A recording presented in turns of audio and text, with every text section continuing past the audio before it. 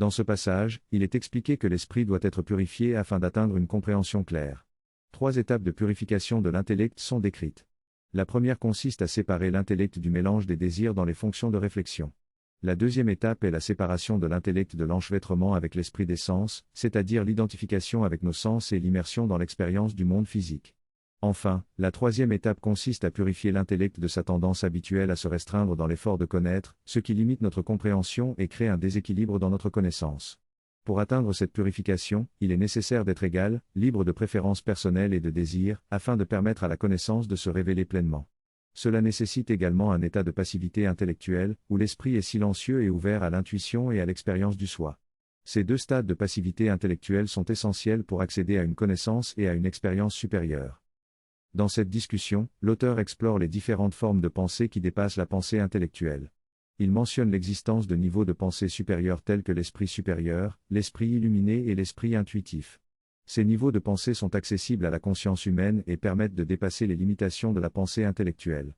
L'intellect, étroitement lié à l'esprit sensoriel, est uniquement reflété dans le cerveau, ce qui explique pourquoi la pensée intellectuelle est mesurée à travers des instruments tels que l'IRM. En revanche, les formes de pensée supérieure ne sont pas directement reflétées dans le cerveau, bien qu'elles puissent activer certaines parties spécifiques du cerveau lorsqu'elles sont exprimées. L'auteur souligne également la différence entre la pensée intuitive et la faculté supramentale, soulignant que ces 2 formes de pensée sont étroitement liées. L'intuition est décrite comme une réduction de la conscience supramentale infinie à un niveau fini, tandis que la conscience supramentale est considérée comme une conscience totale et infinie. Ainsi, l'intuition est une forme de réception de la connaissance supramentale qui peut être traitée par l'intellect limité. L'intuition a la capacité innée de discerner la vérité pure de la mixture, ce qui lui permet de connaître la précision et la vérité sans distorsion. En conclusion, l'auteur invite à reconnaître les différentes formes de pensée supérieure et à explorer leurs possibilités pour dépasser les limites de la pensée intellectuelle. Lorsque l'esprit intuitif agit sans distorsion, il agit directement et de manière transparente, semblable à un faisceau de lumière. Il révèle ce qui est révélé, mais il en souligne également les limites de notre connaissance. Au-delà de ces limites, il y a un flou, une absence de connaissance précise. Cependant, même dans ce flou, l'esprit intuitif perçoit que c'est dans cette direction que se trouve l'approfondissement nécessaire et la correction à apporter. Ainsi, en développant notre conscience intuitive, nous faisons l'expérience de flash qui révèle ce qui est nécessaire et nous indique la direction à suivre pour effectuer la correction. À mesure que nous progressons, ces flashs semblent se fondre et former une illumination continue. À un certain stade, l'esprit reste pleinement dans la conscience intuitive et une révélation plus large et plus inclusive se produit. À partir de cet état, nous pouvons passer à des niveaux supérieurs de conscience, tels que le surmental, en utilisant l'esprit intuitif comme un canal ou une connexion pour accéder aux connaissances supérieures. Cependant, lorsqu'on est dominé par les habitudes intellectuelles et les fonctionnements inférieurs, l'esprit intuitif ne peut nous transmettre ces messages que de manière subconsciente et sujette à des distorsions avant qu'ils atteignent notre conscience. Ainsi, notre défi initial consiste à dépasser le fonctionnement intellectuel habituel pour être réceptif aux messages de l'esprit intuitif de manière consciente. Il semble que le processus de choix ne fasse pas partie de notre conscience consciente. Le choix se produit dans des couches sous-conscientes et subliminales de notre cerveau, bien avant que nous en soyons conscients. Des études ont montré que l'activité cérébrale liée à un choix est détectée environ une demi-seconde avant que nous ne prenions réellement la décision. Cela peut amener à se demander si nous avons vraiment un libre arbitre et si nos choix sont déterminés par des forces inconscientes. Cependant, cela ne signifie pas nécessairement que nous n'avons pas de libre choix, mais plutôt que le processus de choix se déroule dans des couches de conscience auxquelles nous n'avons pas toujours accès. Il est suggéré que l'intuition joue un rôle dans ce processus de choix, agissant dans ces couches de conscience avant que la décision ne nous parvienne consciemment. L'intuition capte les informations et les projette dans notre conscience, ce qui nous donne l'impression d'avoir une idée ou une intuition. Cette idée est déjà présente et en train de se former avant même que nous en soyons conscients. Cela peut expliquer pourquoi parfois nous avons l'impression que l'idée nous vient soudainement sans que nous ayons réellement choisi consciemment. Il est souligné que nos choix peuvent être influencés par différents facteurs, tels que la réception de suggestions externes ou notre propre pensée. Si nous ne nous sommes pas entraînés à discerner l'intuition véritable des autres pensées ou suggestions, nous aurons tendance à choisir la suggestion la plus forte ou la plus influente. Dans les discussions de groupe, par exemple, la personne la plus persuasive peut influencer les autres dans leurs choix. Cependant, il est possible de développer notre capacité à discerner les vraies intuitions des autres pensées en restant attentif et en apprenant à reconnaître les caractéristiques de l'intuition. Cela nécessite une familiarité et une pratique pour développer cette faculté de discernement. En somme, le processus de choix peut être influencé par des couches de conscience sous-jacentes, où l'intuition agit et projette ses idées. Il est possible de développer notre capacité à discriminer les intuitions véritables des autres pensées ou suggestions en restant attentif et en pratiquant la reconnaissance de la véritable intuition. L'astrologie est efficace car elle capte nos pensées et nos peurs, ce qui est particulièrement pertinent lorsque l'on consulte un astrologue pour résoudre un véritable problème. Cela crée une forte charge émotionnelle associée à ce problème. L'astrologue, sans même le savoir, parvient à lire nos pensées et à nous les renvoyer, ce qui peut sembler impressionnant mais pas très utile. Il est donc important de nous entraîner à devenir plus conscients de ces couches de pensée afin de pouvoir les distinguer et de comprendre leur origine. La première étape de cet entraînement consiste à calmer notre esprit et à observer nos pensées. En observant nos propres pensées, on peut finir par remarquer une certaine direction dans laquelle elles proviennent. On peut alors commencer à rejeter les pensées indésirables avant même qu'elles n'entrent dans notre espace mental. Plus on pratique, plus on élargit notre champ de conscience et on se rend compte qu'on peut sentir une pensée essayant de pénétrer notre espace mental avant même qu'elle n'y soit. On peut alors décider de la rejeter ou de l'accepter. Lorsqu'on rejette une pensée, il est important de la repousser hors de notre champ de conscience jusqu'à la limite de notre aura pour qu'elle cesse de nous déranger. Sinon, elle continuera à revenir. Tout ce processus est important car l'information intuitive entre d'abord dans le subconscient et passe par plusieurs niveaux et couches avant d'atteindre notre conscience. Ces différentes couches peuvent introduire des distorsions, ce qui explique parfois ce sentiment persistant de quelque chose qui ne va pas sans vraiment savoir quoi. Accepter ces pensées indésirables peut aussi conduire à leur manifestation dans notre vie. Donc, il est important d'apprendre à observer, filtrer et rejeter les pensées qui ne nous servent pas. À un certain moment, nous reconnaissons subliminalement une connaissance spécifique qui nous donne un indice sur un événement à venir. Parfois, nous avons accès consciemment à l'intuition, mais cela reste rare et imparfait. Pour libérer notre intuition et renforcer notre faculté de connaissance supérieure, nous devons désolidariser les éléments intuitifs et intellectuels de nos pensées, tout comme nous nous désolidarisons de nos émotions. La plupart des gens ne le font pas, sauf peut-être en vieillissant lorsque les sens s'affaiblissent. À ce stade, la séparation entre la conscience intellectuelle et les sens peut se produire naturellement.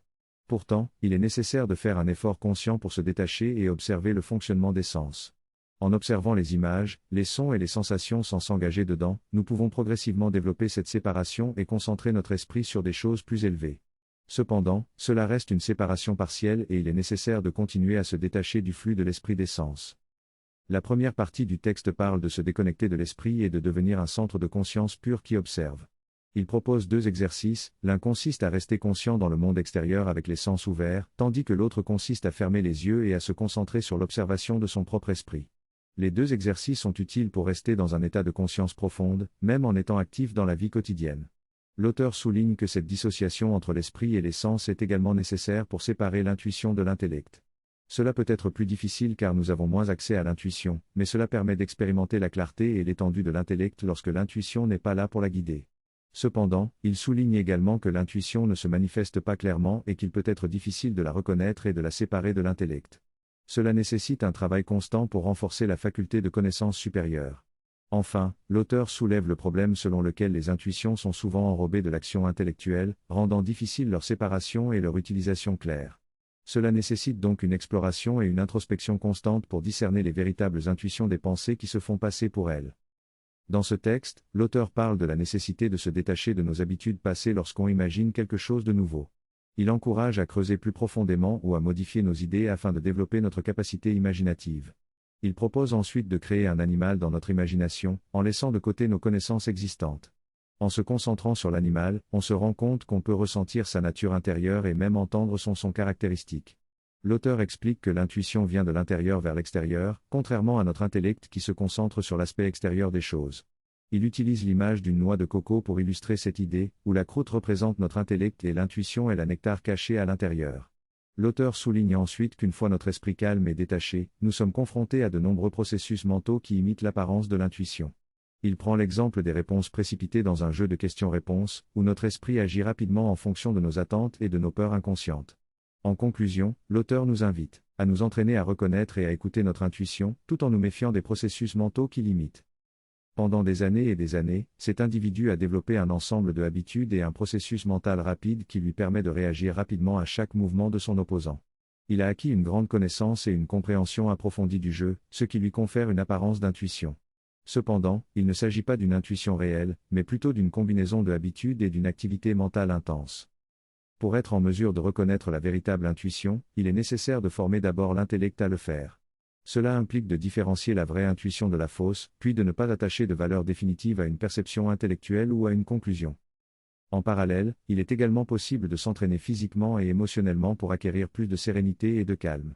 Cependant, changer le fonctionnement de l'esprit lui-même semble plus difficile, car il est déjà ancré dans ses habitudes. La seule solution pratique semble être de séparer une partie de l'esprit des schémas de pensée habituels. Il est donc nécessaire de prendre du recul et d'observer notre propre esprit pour comprendre ses fonctionnements et ses habitudes. Par exemple, si notre esprit a développé une tendance à penser de manière négative ou à anticiper les pires scénarios, nous devons être capables de prendre du recul pour observer cette pensée et ensuite la modifier activement en la remplaçant par des pensées positives, en invoquant la grâce divine ou en se concentrant sur la protection. Il est donc important de former notre intellect à reconnaître la vraie intuition, de pratiquer la séparation de l'esprit des autres parties de notre être et de développer une capacité à observer notre propre esprit pour pouvoir le changer activement. L'auteur parle du processus de reconnaître et de distinguer l'intuition véritable de celle fausse. Il souligne qu'au début, il est facile de faire des erreurs, mais avec le temps, on peut ressentir une certaine certitude quand l'intuition véritable se présente. Pour cela, il est nécessaire de devenir très calme et de développer une sensibilité psychique. L'auteur explique que l'intuition véritable ne force pas, elle ne se manifeste pas avec insistance, tandis que les imitations de l'intuition ont une force insistante. Il souligne l'importance de ne pas accorder une valeur définitive à une idée ou à une perception intellectuelle, mais plutôt de regarder vers le haut, vers le principe divin, et d'attendre la lumière venue d'en haut pour obtenir une illumination et une connaissance plus profonde.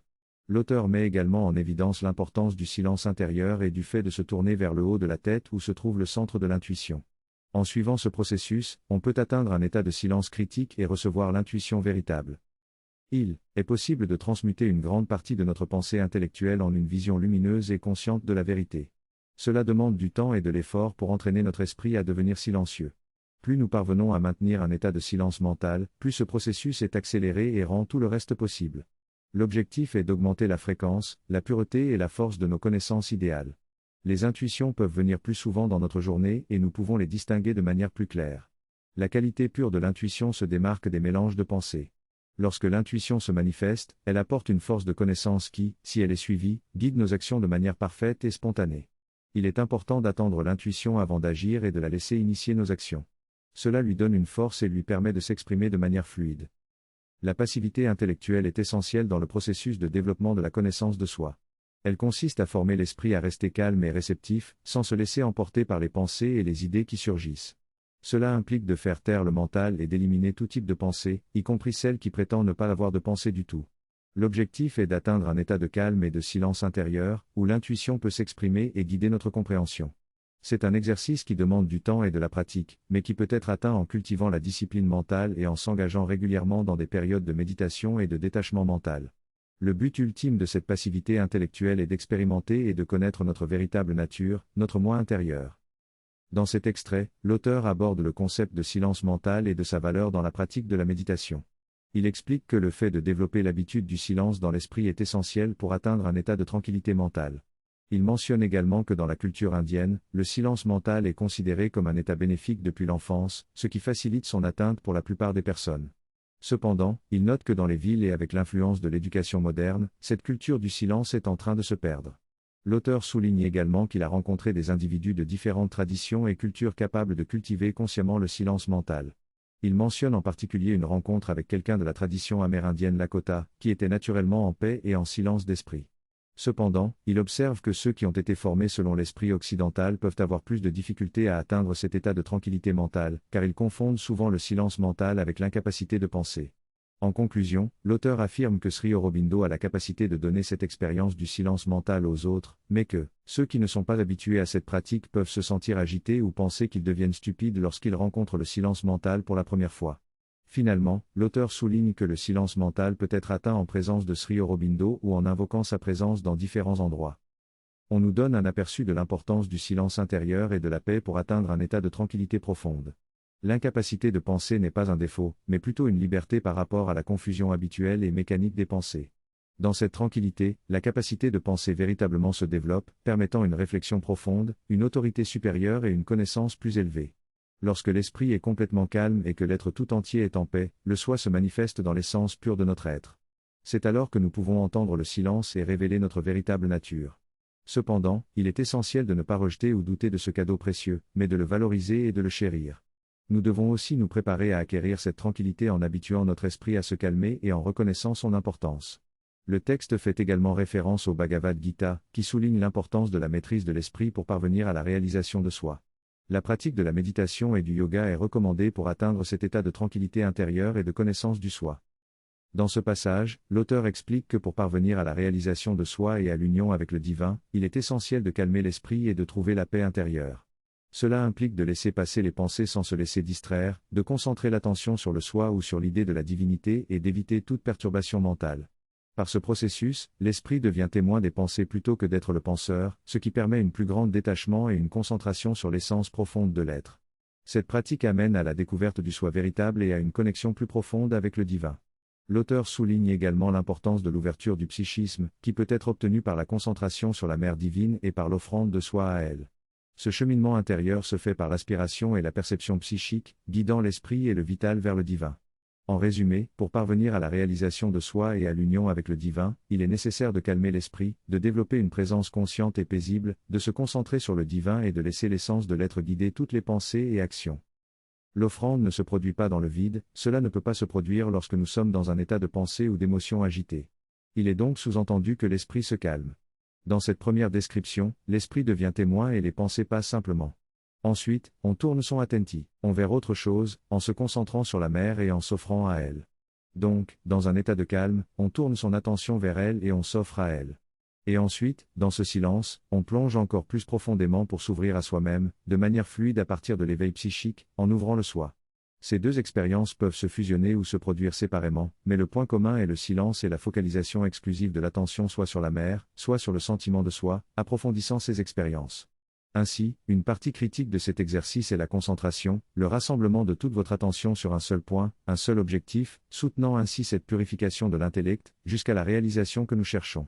La classe reprendra le 17 juillet, car l'enseignant sera absent pendant presque 3 semaines. Il y aura une célébration spéciale pour l'anniversaire de son professeur, MP Pandi, avec une prière, un partage et une méditation. La concentration est essentielle dans cet exercice, et il est recommandé de reprogrammer votre esprit en observant vos pensées, émotions et actions à la fin de chaque journée, et en mettant une intention de correction avant de dormir. De cette manière, vous pouvez reprogrammer vos habitudes mentales et faire le choix de vous calmer et de revenir à un état de tranquillité lorsque votre esprit est agité. Dans cet extrait, l'auteur aborde le sujet de l'égalité et fait référence à l'importance de la conscience et de l'amplification de celle-ci. Lorsque notre conscience est étendue et libre, l'égalité devient naturelle car nous sommes connectés à toute chose de manière égale. L'auteur souligne que le but est d'atteindre au plus vite cet état de conscience en se reposant sur la largeur de soi-même ou en se connectant à la mère divine. L'auteur mentionne également que Sri Aurobindo a atteint cet état en 3 jours grâce à un exercice unique, mais souligne que cela était possible grâce à sa préparation préalable grâce à de nombreuses années de pratique de pranayama et d'autres exercices de concentration. L'auteur insiste sur l'importance de la concentration pour obtenir des résultats rapides et profonds, et explique que notre pouvoir de concentration détermine les résultats que nous pouvons obtenir et la durée de ces résultats. Le développement de la concentration peut également aider à renforcer notre volonté. L'auteur explique ensuite comment la concentration et la purification de l'esprit sont des activités complémentaires qui s'entraident mutuellement. Le chapitre suivant se concentrera davantage sur l'intensification de la concentration.